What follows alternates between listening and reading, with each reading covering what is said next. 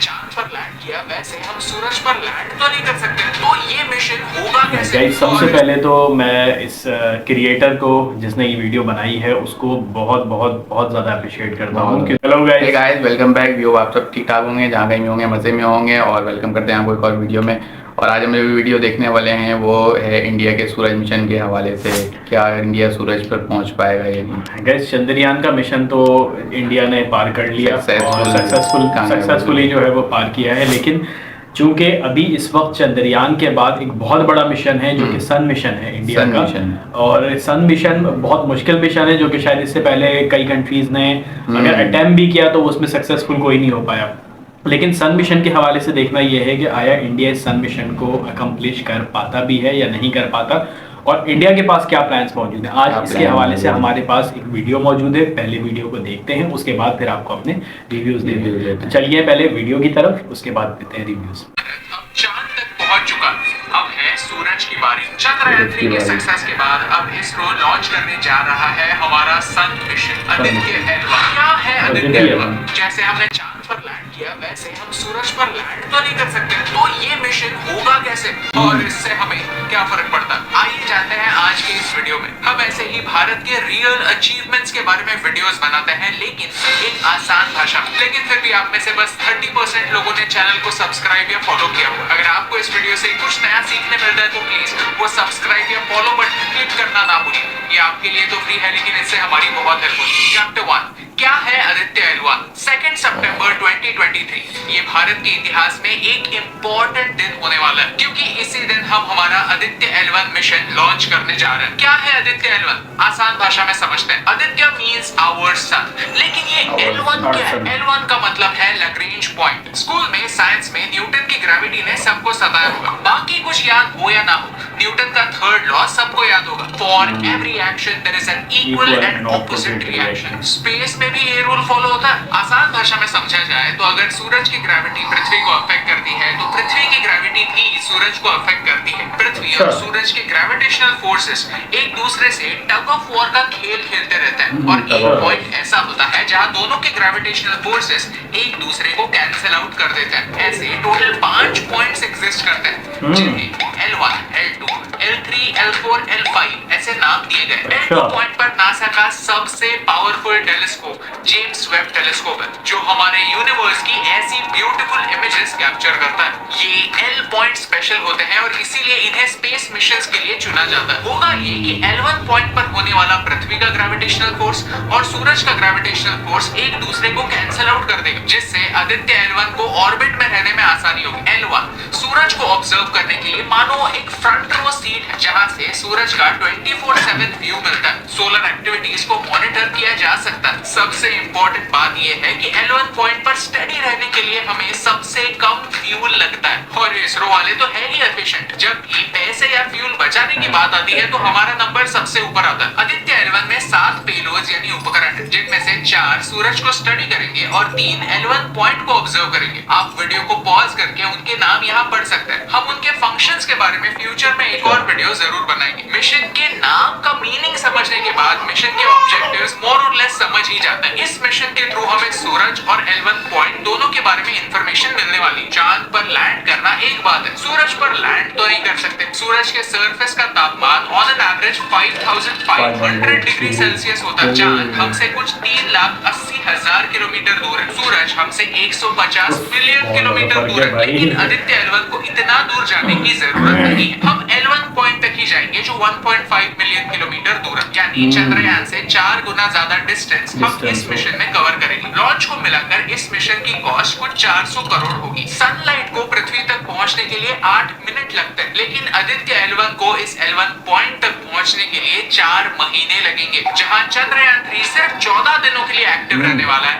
Aditya L1 पूरे 5 सालों के लिए एक्टिव होगा। L1 पॉइंट पर हम अकेले नहीं हैं। यूरोपियन स्पेस एजेंसी का SOHO यानी सोलर हीलियोस्फेरिक ऑब्जर्वेटरी सैटेलाइट वहां ऑलरेडी मौजूद है। चैप्टर 2, सूरज इंपॉर्टेंट क्यों? अब आप सोचेंगे वेट, चंद्रयान एटलीस्ट मून पर लैंड करने जा रहा था, तो वो वहां की सॉइल वगैरह जांच कर सकता है, वहां का टेम्परेचर देख सकता है, फ्यूचर में ह्यूमंस को वहां कॉलोनी बसाने के लिए इंपॉर्टेंट डेटा कलेक्ट कर सकता है। लेकिन आदित्य L1 ना ही सूरज पर लैंड करेगा, ना ही सन के ज्यादा करीब जाएगा। सूरज को देखना ही है तो गॉगल्स पहन के भी तो देख सकते हैं।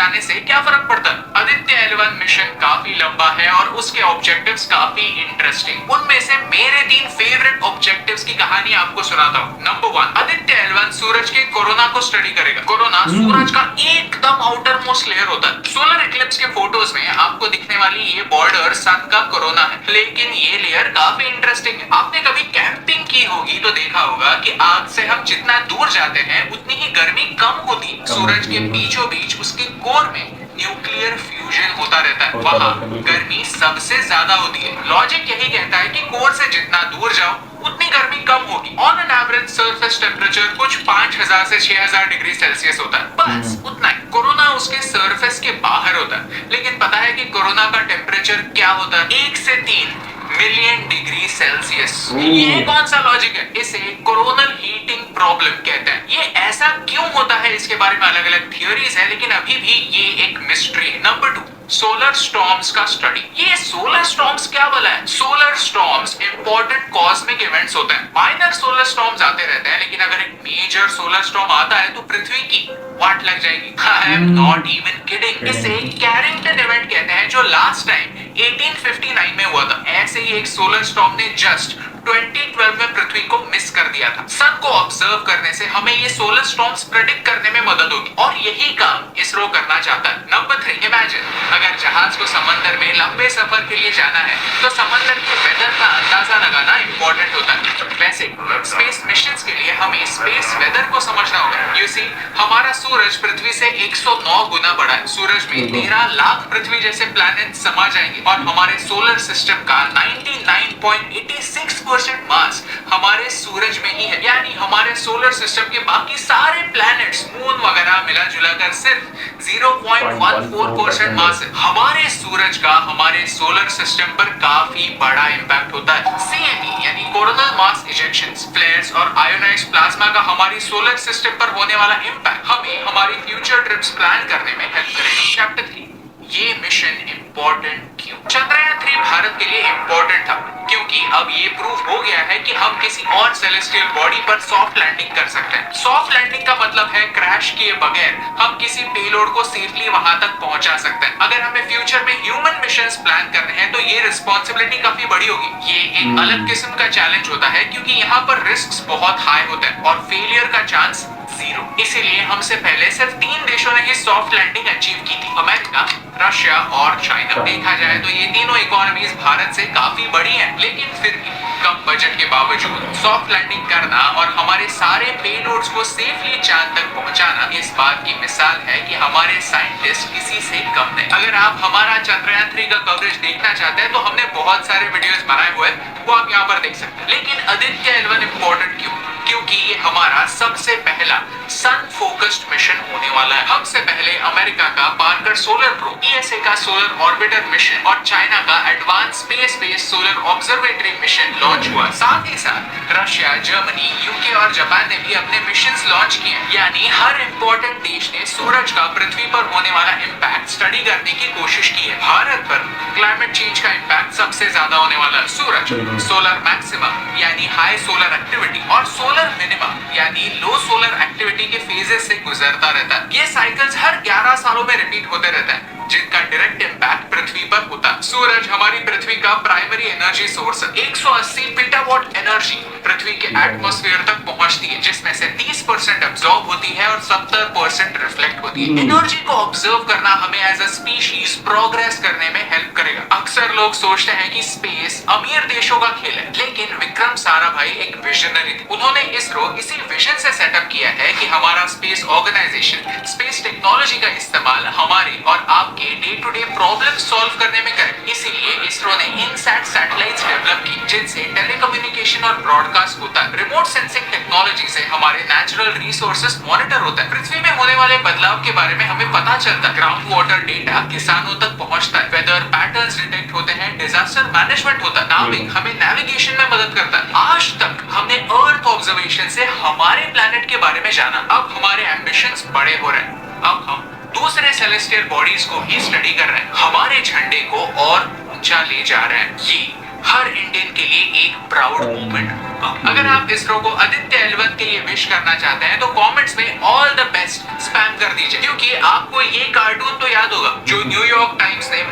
के बाद लॉन्च किया था। शायद इस कार्टून को अब अपडेट करने की जरूरत है, जहां हम एलीट क्लब में घुसना नहीं चाहते, हम खुद अपने आप में एक एलीट क्लब बन चुके हैं। और यही इंपॉर्टेंट बात, आप तक पहुंचाने से मुझे फर्क पड़ता है। गाइस, सबसे पहले तो मैं इस क्रिएटर को जिसने ये वीडियो बनाई है उसको बहुत बहुत बहुत ज़्यादा अप्रिशिएट करता हूँ, क्योंकि इनकी इंफॉर्मेशन का लेवल और इनके उस इंफॉर्मेशन को डिलीवर करने का लेवल बहुत ही ज़बरदस्त था। एक एक वर्ड क्लियर, एक एक बात क्लियर, और एक एक मिशन के हवाले से भी उन्होंने बाकायदा उसको जो है वो सेग्रीगेट किया हुआ था। बिल्कुल, मकसद क्या है, बिल्कुल मकसद क्या है, कॉस्ट कितनी आ रही है, या जो भी चीज़ें थी वो सबको उसने जो है वो सेग्रीगेट करके बताया था। तो ये अभी एंड न्यू के चैनल को भी ज़रूर सब्सक्राइब कीजिएगा, साथ साथ हमारे चैनल को भी सब्सक्राइब कीजिएगा। तो आइए चलते हैं वीडियो की तरफ। वीडियो में जो बातें कही गई कि भाई जब चांद के ऊपर आप मिशन भेज रहे थे तो असल मकसद तो आपका था चांद के ऊपर जाके उसकी लैंडिंग करना, लेकिन यहाँ पर तो आपने सूरज के ऊपर लैंडिंग नहीं करनी है, तो फिर ये 400 करोड़ रुपए किस बात के खर्च किए जा रहे हैं? तो ये 400 करोड़ रुपए जो खर्च किए जा रहे हैं, बेसिकली इस 400 करोड़ रुपए के भी बहुत ज्यादा इम्पैक्ट है लैंड के ऊपर, अर्थ के ऊपर। इस 400 करोड़ रुपए का खर्च करने का मकसद ये है कि सूरज का हमारी अर्थ के ऊपर बहुत ज़्यादा इम्पैक्ट पड़ता है। जाहिर है सूरज दुनिया में सबसे बड़ा जो है वो एनर्जी का रिसोर्स है। आज जितने भी हमारे एनर्जी के मामलात हैं वो सूरज से ही तय हो रहे हैं। सोलर एनर्जी हो गई, सब चीज़ें हो गई, तो उसकी स्टडी भी बहुत ज़्यादा ज़रूरी है। और ऐसा नहीं है कि ये वहाँ पे जाके लैंड करेगा। जाहिर लैंड तो कोई भी सैटेलाइट या कोई भी मास में कोई भी बॉडी जो है वो जाके उसके ऊपर नहीं कर सकती, क्योंकि जाहिर उसका टेम्परेचर इतना ज़्यादा है, तकरीबन 5000 से 6000 डिग्री सेंटीग्रेड तो उसके कोर का है टेम्परेचर बताया। जबकि उसके जो 5000 से 6000 जो डिग्री टेम्परेचर उसका बताया जा रहा है सूरज के ऊपर का, तो उसके ऊपर तो कोई भी बॉडी जाके लैंड नहीं कर सकती, लेकिन उसको ऑब्जर्व जरूर किया जा सकता है। उससे निकलने वाली रेडिएशंस, उसकी पैटर्न, उसके तरीकेकार को जरूर ऑब्जर्व किया जा सकता है। और साथ ही साथ वहां पर जहां पर ये बता रहे हैं कि L1 के स्पॉट के ऊपर जहाँ पे दूसरी कंट्रीज ने भी अपने अपने सैटेलाइट्स भेजे हुए हैं, जो कि वहाँ पे सिर्फ और सिर्फ उसको ऑब्जर्व करते हैं, स्टडी करते हैं, और उस स्टडी के नतीजे में जो बनने वाली डाटा है उसको ज़मीन के लिए इस्तेमाल करते हैं, अपने फ़ायदे के लिए इस्तेमाल करते हैं। तो वी होप गाइस कि ये जो मिशन है ये बहुत सक्सेसफुल रहे। इस मिशन से हमें बहुत ज़्यादा फ़ायदा हो, इंडिया को फ़ायदा हो, और ज़ाहिर है इंडिया को फ़ायदा होगा तो डेफिनेटली अर्थ को, वर्ल्ड को भी फ़ायदा ही होना है। हम तो यही समझ रहे थे ना कि इंडिया का ये मिशन जो है वो सूरज पे क्यों जाना चाह रहा है। सूरज का हम नाम सुनते जो कह रहे थे कि सूरज पे आकर क्यों जाना चाह रहा है, तो अब पता चलता है कि सूरज पे इंडिया क्यों जाना चाह रहा है। तो असल मकसद है सिर्फ और सिर्फ स्टडी करना, बिल्कुल, और स्टडी भी इस मकसद के लिए करना ताकि वो ज़मीन को बहुत सारे स्ट्रॉम से, जैसे कि वो बता रहे थे कि स्ट्रॉम्स वगैरह क्रिएट होते रहते हैं, और उस स्ट्रॉम को टाइमली अगर डिटरमाइन नहीं किया गया तो वो ज़मीन को तबाह भी कर सकते हैं। बिल्कुल, तो उनको डिटरमाइन करना, उनको सर्च करना, उसकी स्टडी करना बहुत ज़्यादा ज़रूरी है। वहाँ पर L1 के पॉइंट के ऊपर सैटेलाइट भेजने का असल मकसद ही यही है। तो गाइज, उम्मीद है आपको हमारी वीडियो पसंद आई होगी। अगर आपको पसंद आई है तो प्लीज़ हमारे चैनल को सब्सक्राइब करें। बिल्कुल, और इंडिया के लिए all the best of luck for your Aditya. और चंद्रयान की तरह ये मिशन भी कामयाब हो हमारी, इंशाल्लाह चंद्रयान की तरह ये मिशन भी कामयाब होगा और इसके भी बहुत ज़्यादा पॉजिटिव इम्पैक्ट हमारे सामने आएंगे। तो गाइज देखते रहिएगा हमारे चैनल को। तब मिलते हैं नेक्स्ट वीडियो में।